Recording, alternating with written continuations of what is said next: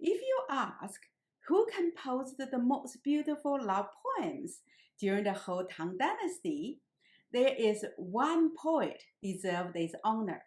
His name is Li Shang-yin. Other poets such as Li Bai and Bai Ji might also compose a few love poems occasionally. Li Shang-yin dedicated a large portion of his poetry about romantic love. This is rather exceptional.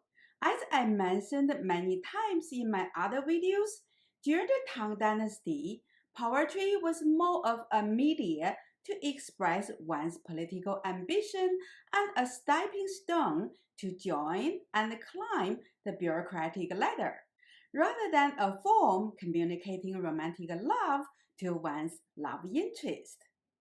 But Li Shang-yin was an exception. His poetry was mostly focusing on expressing romantic love.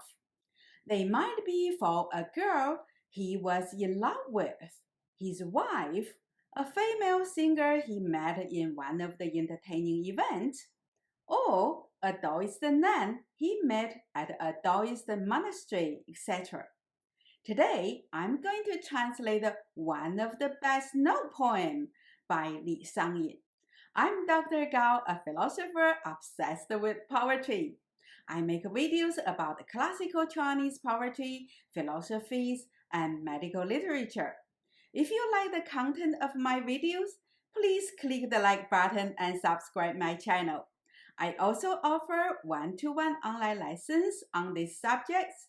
If you would like to read the original Chinese text with me, please contact me. Here's my email address.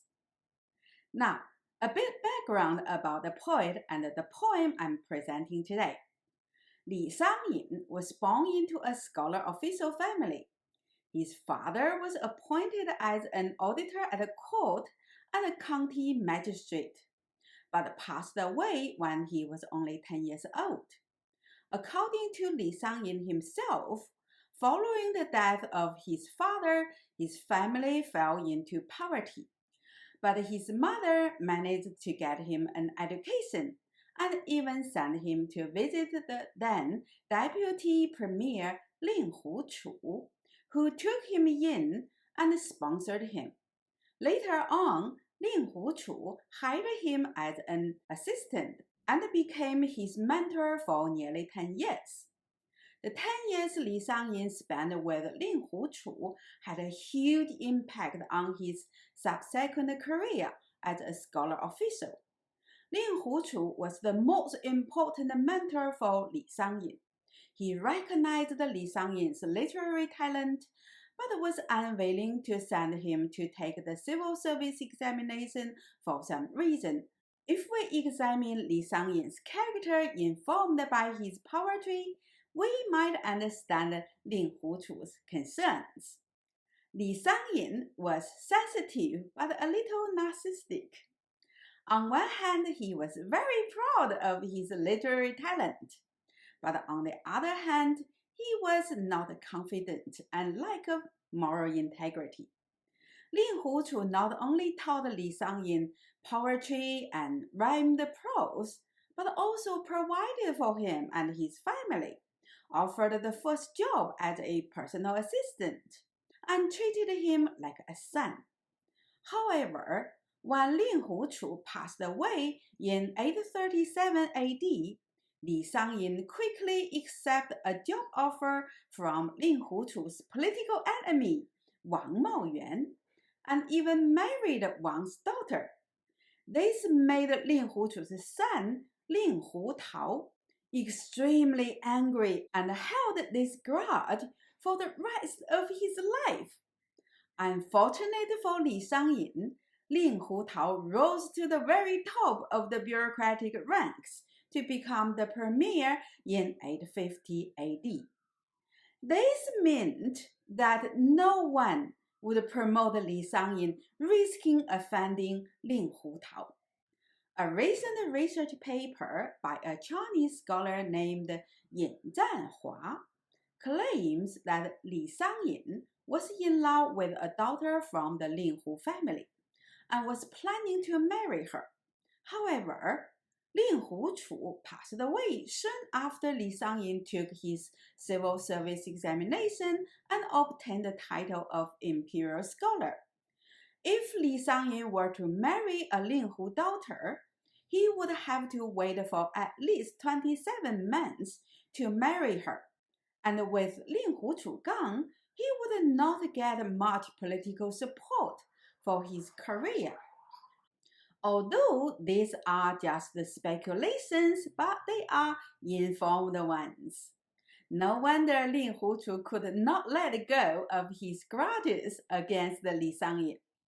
The poem I'm reading today is the second poem of a set of 4 poems. The 4 poems describe a young lady suffering from her romantic love for a young man. We're not sure when these poems were composed, and they are labeled as 无题, literally means no title. But Yin Zhanhua argues that Li Shang-yin composed these poems for the Lin Hu daughter he was once in love with, but abandoned her for another woman.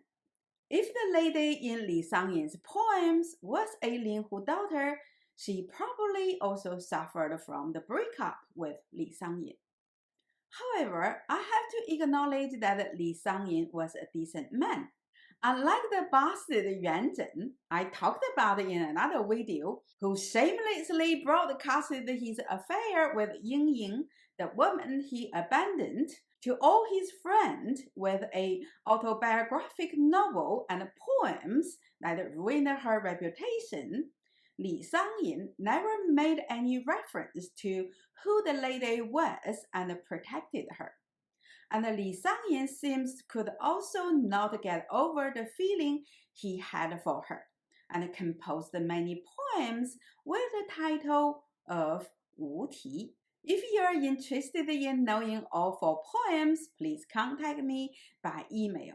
I would be happy to translate them for you. Now, let me read the second poem in Chinese first. 飒飒东风细来，芙蓉塘外有青雷。金蝉啮齿烧香入，玉虎牵丝织锦回。贾氏亏怜含怨少，福妃留枕魏王钗。春心莫共花争发，一寸相思一寸灰。Now, let's look at the first couplet. 飒飒东风细来，芙蓉塘外有青雷。飒飒 means rustle. Dong means east. Feng means wind. Xi means fine. Yu means rain. Lai means come. Furong refers to water lily. Tang means pond. Wai means beyond. You means there is. Qing literally means light, but it also means soft, as in the phrase of 轻声, soft voice. Lei means thunder. So, when it is used to describe the sound of thunder, it means that the sound is not loud but soft and quiet. This kind of thunder often happens during the springtime. So David and I translated 清雷 as spring thunder. So the 2 lines read, the rustling east wind brings fine rain. Beyond the water lily pond, there is a spring thunder.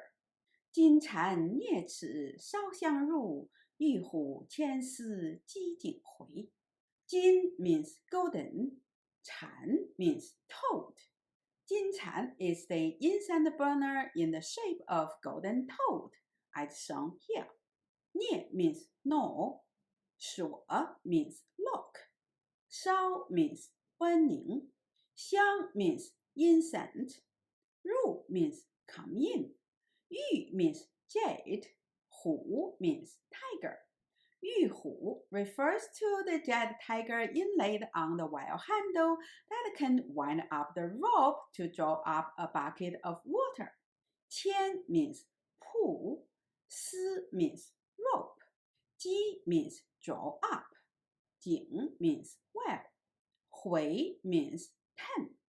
So the two lines read, the golden-toed incense burner gnaws the log, and the smell of fragrance comes in. The well's handle inlaid with jet tiger is tended to draw up water. 贾氏亏怜韩元绍，孚妃刘枕魏王柴。贾氏, or Lady Jia, was the daughter of a high-rank official Jia Chong of the Jin Dynasty. Kui means steal a pig. Lian means curtain. Han is a surname. Yuan means assistant. Sao means young. This line allured to a love affair between the young lady and a young assistant. 贾氏, or Lady Jia, saw a young assistant of her father named Han Shou through a curtain, which was not the right thing for a lady to do at the time. Furthermore, she fell in love with the young man and gave him some perfume, which was given to her father by the emperor. Jia Chong found out their affair by the scent Han Shou was wearing and then married his daughter to Han Shou. What Jia Chong did was also not appropriate at the time, but it was quite nice for his daughter. Yin Zhanhua also takes this as an evidence implying that Li Shang-yin was in love with a Linghu daughter, just like Han Shou was an assistant to Jia Chong. Li Shang-yin was an assistant to Linghu Chu. Jia Chong's daughter fell in love with her father's assistant. Linghu Chu's daughter fell in love with him. The implication is compelling. Fu is also a surname. Fei means princess by marriage. Liu means leaf. Zhen means pillow.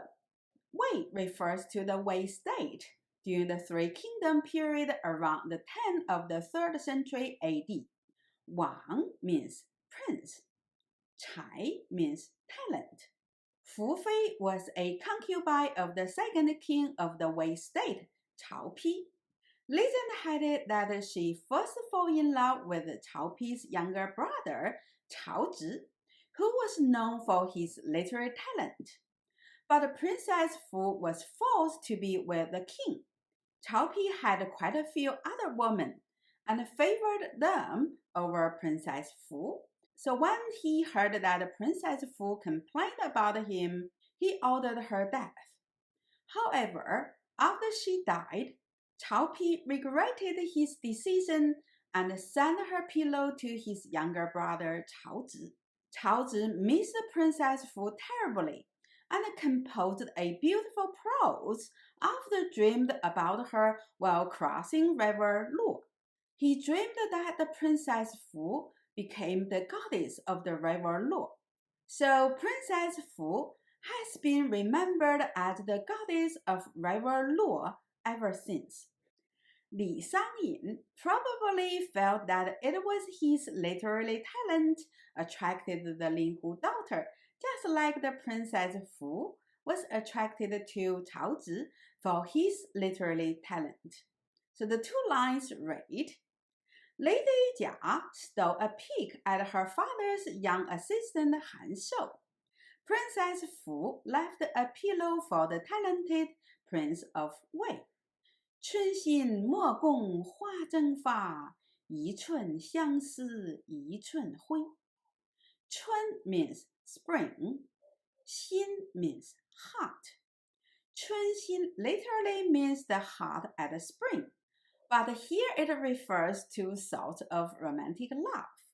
For Chinese people, different seasons are suitable for different activities. Human activity ought to be aligned with seasonal changes. I talked quite a bit about this in my videos about Chinese philosophies. Here's the link to one of them. You can check them out if you're interested. Anyway, spring is the time when all things come to life again. The same is true for humans.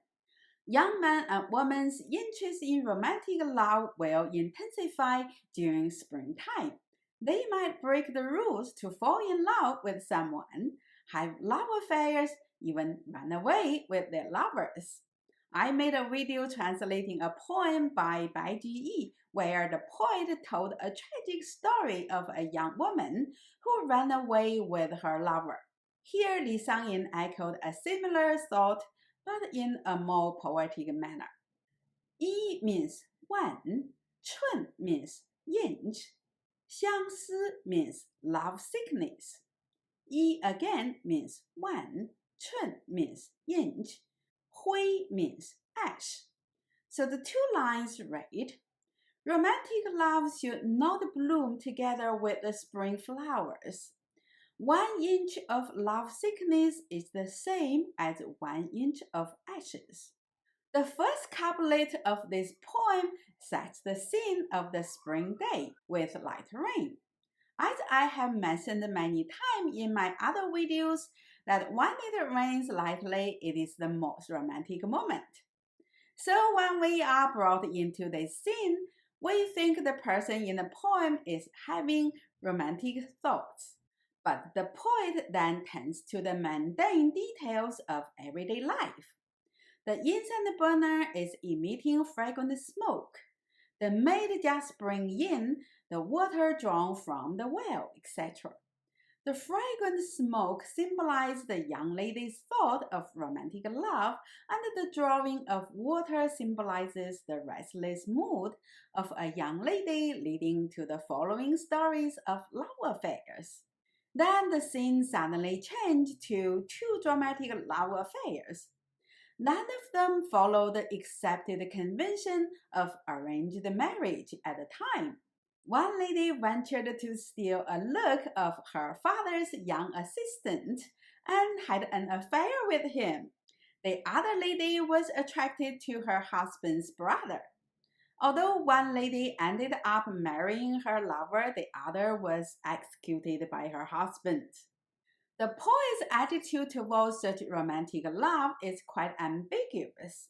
Unlike Bai Ji, who warned the young lady to not break the convention in case ending up in tragedy, Li Shang-yin seemed implying that it was beyond human control that one falls in love with someone, although he used the rhetoric against the romantic impulse. The last line can be read in two ways: that either love sickness can destroy a person, or he would risk his life to love. In modern time, it is in the second meaning that this line is cited. I'm Dr. Gao, a philosopher obsessed with poetry.